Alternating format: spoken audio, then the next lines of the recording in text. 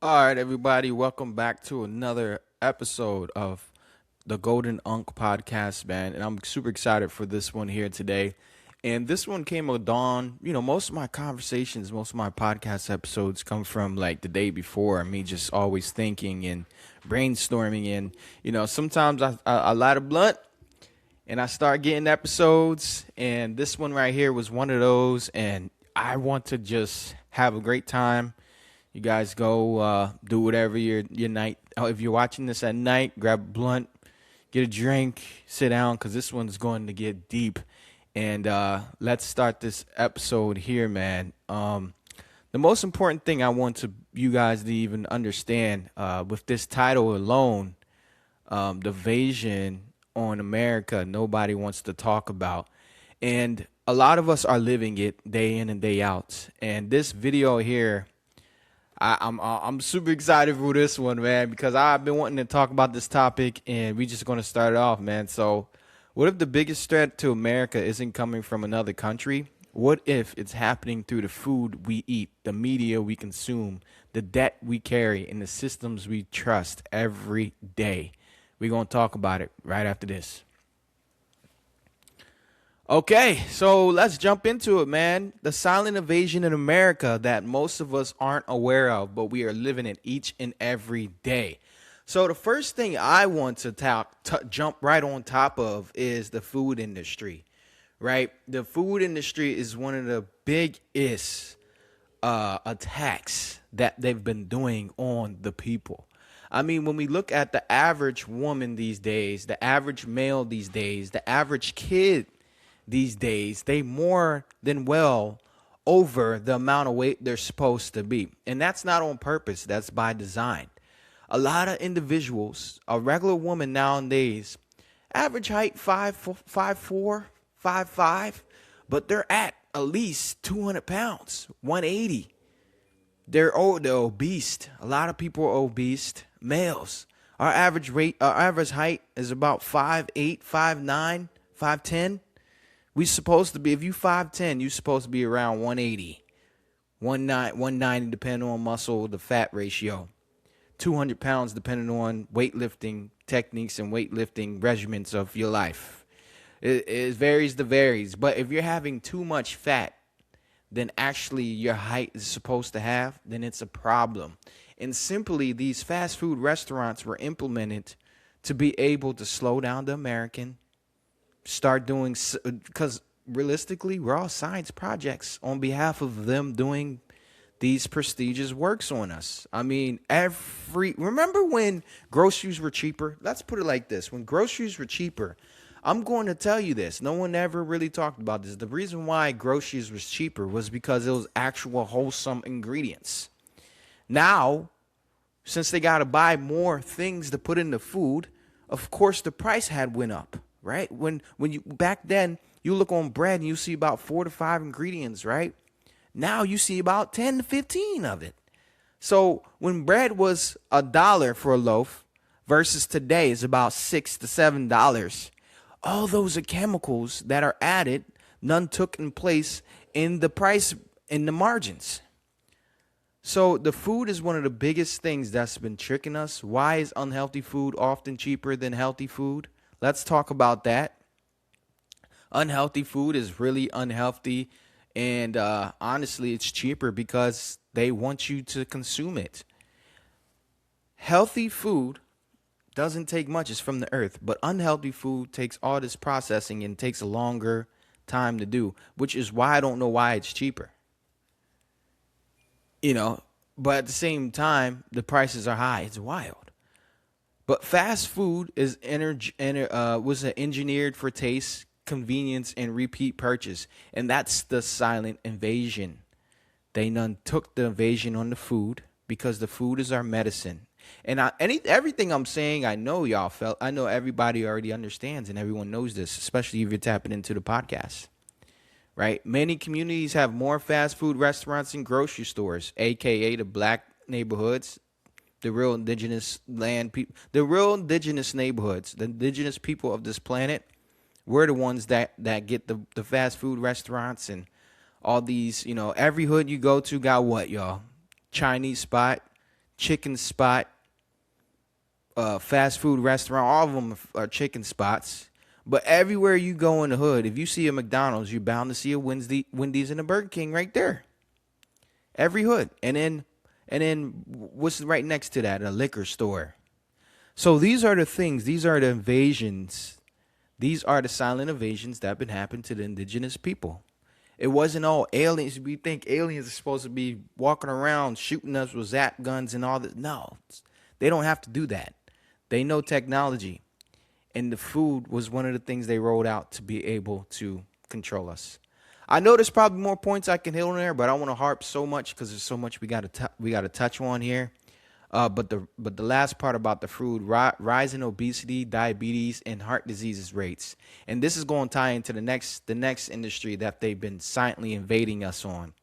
So the rising obesity, diabetes, and heart disease rates are literally at the highest that it's ever been in America. In fact, when they place these fast food restaurants, that's what's doing it. I guarantee you, before fast food restaurant boom, there wasn't a high value of diabetic. Now people are getting diabetes with neuropathy, having to, swelling in their hands and their feet.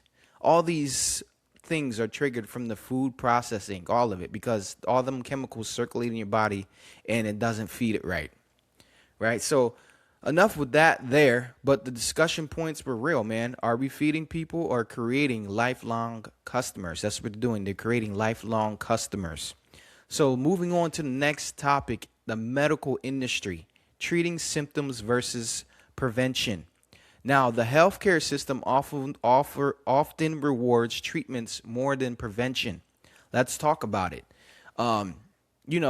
All these treatments and all these medical things that they have been giving people over the counter, we all know at this point in time doesn't cure it.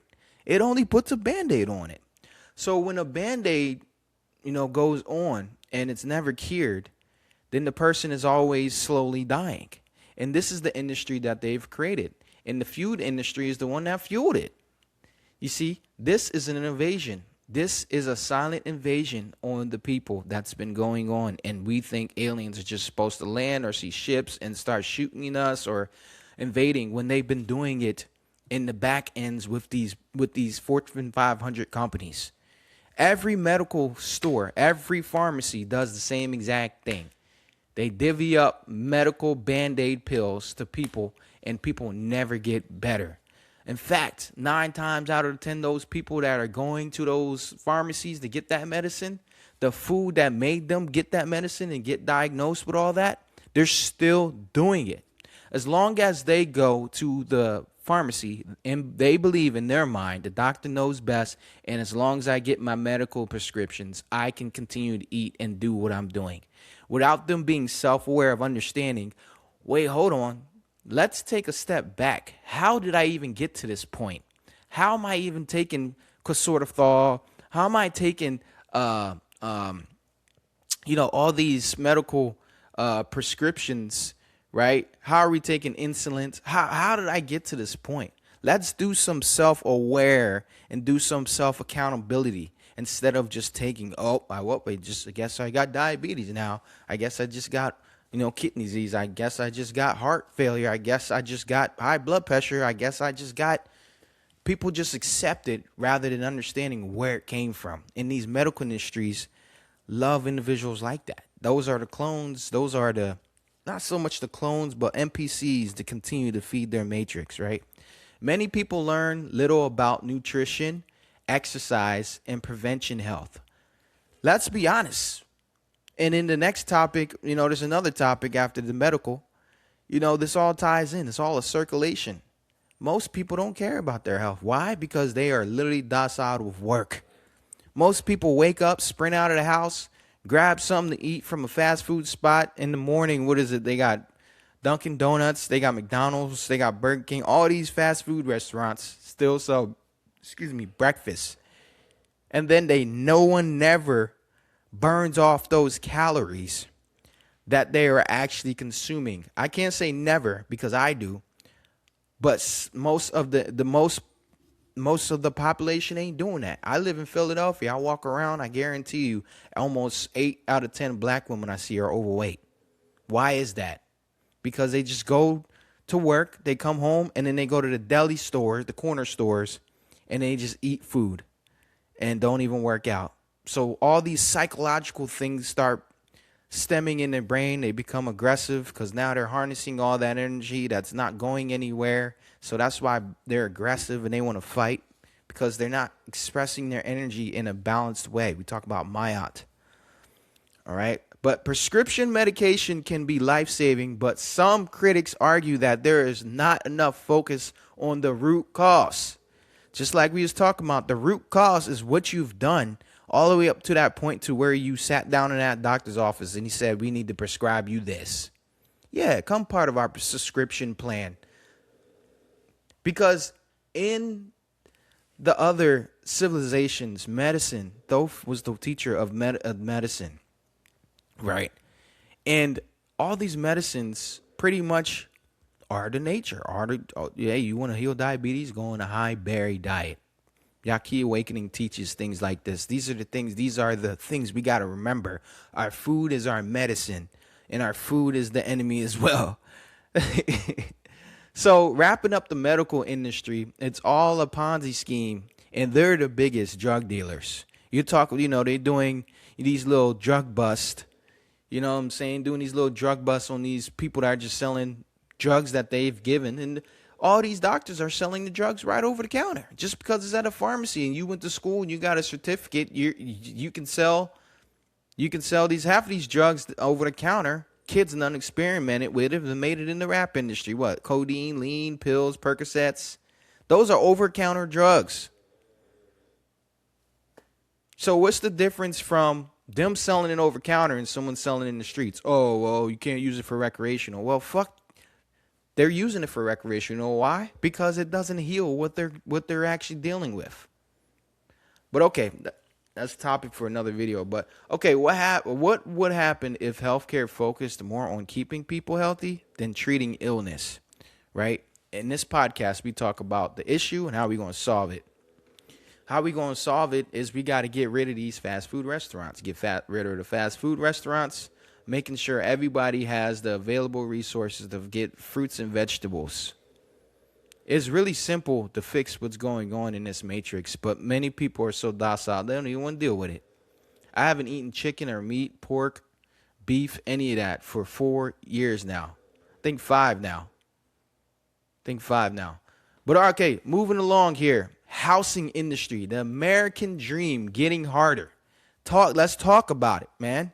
You know, talking points here is home prices have risen faster than income in many areas. I mean, we've all became part of that. Since when was it okay ever to charge somebody to live on a planet that they didn't ask to come for? Well, we did ask to come here, but what is the point of charging an individual to stay on a planet that it's indigenous to? We are spirits inhabiting a physical reality through expression of the Most High. And the fact that we come here and we got to pay for rent, it's not mathing anymore. So these systems are falling. And this video here is to show you which jurisdictions and the categories they've been doing in this silent evasion. Housing, making us pay to live, is an evasion, is not a real right. We should not be paying to live. Point blank, period.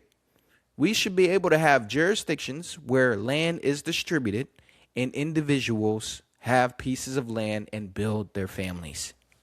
That's what it's supposed to be. The silent evasion, rent consumes a large portion of many family paychecks. Corporation ownerships of housing has become a growing concern. Younger generations often struggle to buy their first home. Remember when they used to tell us, after you graduate high school, go to college, try to get a degree, try to get a job. Now, none of that shit matters because guess what? Everyone going to college, and by the time they graduate, the AIs are going to have their job. So everyone now over here, all happy and dandy, taking Instagram photos and Facebook photos of their graduation. And it's just like me, I'm looking at them, I'm like, they're stupid. They're in debt and they don't even know what is going on. How are you this excited to graduate? You see, these are the systems and the cycles that they put us in to be able to trick us. The silent invasion. Since when was it ever okay to go to 4 years of college, get over $100,000 in debt, and then go into society and hope that you be successful?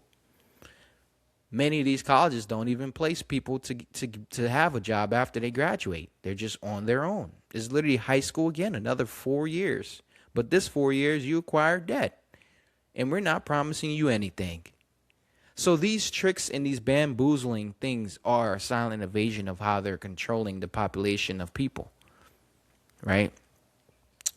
It's very sad. Rent consumes a large portion of many families. How many times have people gotten paychecks from their job and their paycheck goes right to their rent?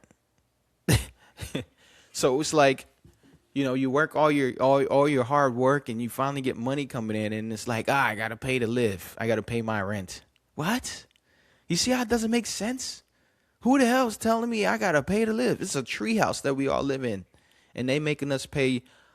Average houses now are $300,000 to $400,000 just for a 2-bedroom house if you want to get a mortgage. Crazy, insane. It's a treehouse that Mexicans built. So it's just annoying, right? So how do we fix this as a community? Because remember, we want to say the issue and we want to solve it. So how we fix this as a community is that we fix it in the sense of acquiring land. Very soon, all of our land is going to be back to us because our land is held in public trust, especially in Philadelphia, and we have to claim our lands back in multitude. Once that happens, we'll be able to start building kingdoms and tribes again, because that's all it's about. Kingdoms and tribes. My will be done on earth as it is in heaven. And the only way that's not happening for us is because there's jurisdictions of the system, the silent invasion. All right. Is last thing about the housing. Is home ownership becoming a luxury instead of a milestone? It's neither at this point. You own camper. This is what we do, y'all. Campers, RVs, container homes, and buy land. Get your friends together, and each and everybody puts money up to do these things. It's really not that hard. Wherever you're at watching this YouTube video, if you have a group of friends, what I want you to do is rally your group of friends, and I want y'all to make a pot. And I want y'all to go to the county offices to find land off of, find lands. You can find land for cheap in the county office. People miss their payments. People leave. People don't want to deal with it. They put it up on auctions, and you can get it for dirt cheap. 4 friends, go find the land. Once you find the land, if y'all can have good credit, make sure then y'all go to Camper World. And then when y'all go to Camper World, y'all see which RVs y'all can acquire for. Now, y'all going to need about $3,000 to $5,000. If y'all got credit, then y'all don't need that. But you're going to need about $3,000 to $5,000 just for your deposit for the campers. All right. I know there's probably programs out there that probably help, but let me know in the comments. All right. Moving along here. After the housing, part of the silent invasion is the school systems. Now, the Rockefellers are the ones that created the school systems. They said they didn't want a nation of work. They didn't want a nation of free thinkers, but a nation of workers. So the biggest way they've done that is from when we are 5, they done put us in kindergarten. And most people learned about religion and learned about holidays through these school systems. Because I remember every year we'll celebrate every holiday. And most importantly, if they're celebrating every holiday, they got to acknowledge the one that they talk about of the religions, which is Christianity, which is Easter that they celebrate, and also Christmas. So those are 2 Christian holidays that are that say it's Christianity, but it's holidays to the whole world. So tell me how that makes sense. And then now these churches got the audacity to celebrate Halloween. That's for another podcast. I'm getting on their ass the next one. But school teaches many important skills, but financial literacy is often limited. That is one of the biggest things of why most people are not ahead in the game. It's because we go through this school system in high schools where they should be teaching us all about financial literacy, but they don't. They didn't have a finance class in my high school. They didn't have any class in my high school that taught us about stocks, and dividends, and bonds, IRAs, 401ks, IULs. They didn't have any of that. That's information I had to seek and learn myself. So these are the problems here. Students graduate with debt while lacking knowledge about taxes, investing, credit, and entrepreneurships. Ding, ding, ding, ding. We got a winner. Silent evasion. They want us to be so docile that we don't even know what the hell is going on. As soon as we hit reality, they call it adulthood. And what the hell is adulthood? That's made up and fake itself, right? Because we're supposed to be making tribes and kingdoms. We're supposed to have a community amongst ourselves. There was never supposed to be, oh, you going through school for four. Look, we in school for 12 years. Who the hell needs to be in school for that long? We just need to learn how to do math and speak, and everything else shall be added to us. We don't need to be, in middle school. What's middle school? Elementary schools from first to fifth grade, and then we go to middle school, which is 6th to 8th grade, and then we go to high school, which is 8th grade to 12th grade. It's crazy. Who needs to be in school that long? We know what we do. All we need to do is learn how to build trades, electrical, and also, we talk about the finances and literacy and investments. But fuck taxes. Because over decades and generations, no one really cares and likes taxes, and it shouldn't even be a thing, because what you taxing? What you taxing? You taxing an imaginary dollar that y'all created, that we now put power in. But now the American dollar is now losing its power. It's losing its power. But you see where I'm coming from, how they set all this up, preparing workers and not thinkers, right? Debate over whether education encourages critical thinking enough. My dad's a teacher. He tells me these kids don't even know how to do simple tasks anymore without asking AI. Or better yet, not even understanding what the task is at hand because they don't do nothing much at home. These kids come to school like a daycare and they go home. That's exactly what's going on. And now they don't have anybody they don't listen. So now they got no direction. Now they got no teaching.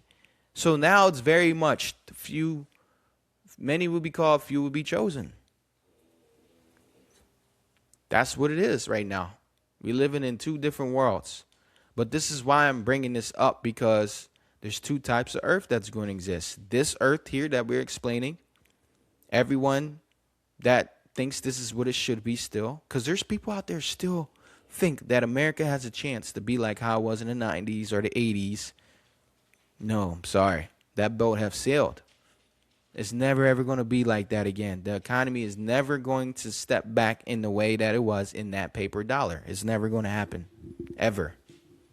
Money is now going to be online currency, and that physical dollar that they done painted for us for decades that we've been using is not going to hold its power anymore. So therefore, all national debt will be relieved, and everything from there just continues to go up. All right.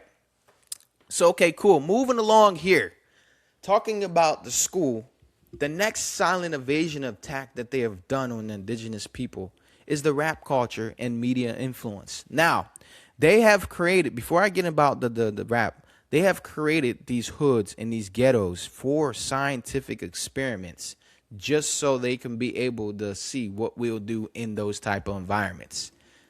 They started these environments with rats. They do all these testings on rats before they do it on us, right? These black neighborhoods were purposely not funded anymore, because remember, these neighborhoods everywhere in Philadelphia used to be not everywhere, but a good amount. They used to be white neighborhoods. Remember, America was not supposed to be for black people. That's why there was segregation. Martin Luther King fought to integrate us, but they were creating America just for NPCs that they were creating, literally. The Cabbage Patch Kids, NPCs, people they make in facilities. Yes, America was supposed to be just for white people. That's why they were white rights and segregation, all this type of bullshit. But we decided to integrate with them. So then once that happened, more of us started flocking in, and then they started not funding areas, and then those areas started drying up and becoming hoods, aka concentration camps, to the mental and to the mind, enslaving indigenous people of thinking who they aren't, which is gods and goddesses. So with that being said, then they started putting drugs in our neighborhoods to see what we'll do. Like, hey, we need to put a distraction in that neighborhood, because if you just have a whole bunch of black people around and they don't have any type of destruction, then they're going to come together and rise above us. So, with that being said, that's why they put the drugs, the crack academic. We all know this. There's everything I'm saying is literally not anything that we all are already aware of, especially if you guys are watching this podcast. But with that being said, the rap culture sprung from that. And people started becoming a byproduct of their environment. And the byproduct of their environment was the shooting, the drug dealing, the killing, the robbing, the tricking on the girls, the beating the girls, the hitting the girls. And they were making stories about what's going on in their hood, aka NWA. And then that's when they saw the fact that it could be profitable. And then that's when they started monopolizing, right? Because here's the point. Remember when the neighborhoods were supposed to be for white folk? White folk already owned the majority of the things in those neighborhoods. We had a very small section of black liberation, even in Philadelphia. The last bombing in Philadelphia was when they bombed the Black Wall Street. The Philadelphia Police Department did it. They had a helicopter drop a bomb in that area. Look it up. The last literally bombing in Philadelphia was Black Wall Street. If they say Black Wall Street or not, but it was a black prominent neighborhood that was making change, and they didn't like that. So with that being said, the music industry runs off of these event spots. The event spots are ran by what? The Jews and the Italians. So now that we are running, you see, the rappers, what do they do? How do they make their money? They make their money from literally the shows. Now they're getting booked at all these venue spots that the white people own. And then most importantly, they're making money from the hood, because now they're making stories about what's in the hood in this music, and people are liking it. So these are the things that they made. Entertainment can influence how success is perceived. Absolutely. All the way down to now. Still the little black boys I even came up with. All we want to do is be a rapper or NFL or an athlete or an entertainer. That's it. That's all they paint us as. Not anybody that liberates the black community. Not anybody that helps build and own land. Not anyone that really gets us, that moves us somewhere. That's why they killed Prince and Michael Jackson. Them two was really going to get us somewhere. You talk about Martin Luther King. We talk about the music industry points, especially what's going on right now. If MJ and Prince was alive, they were big on owning your own music. And the rap industry and the music industry in a whole didn't want nobody to own their own music. I just seen a video about Nas saying he met Prince one time and he was like, let's do this. Prince asked him, do you own your masters? And he said, get with me when you own your masters. Nas was like, nah, I don't own my masters actually, because I just signed for 4 to 5 deals.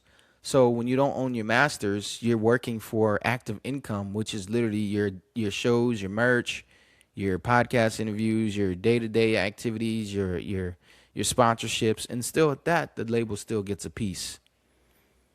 We want 5% of all your sponsorships. We want 3% of all your merch. We want 10% of all your ticket sales. And you get only about 5%, 10% on your music, but you're still going to make a lot of money. That's how it works, man. Many artists also promote entrepreneurship, ownership, and communities upliftings. That's what we need more of. These rappers and entertainers and all these people, they have the most power more than what they have. They have power more than what they use it for. Right?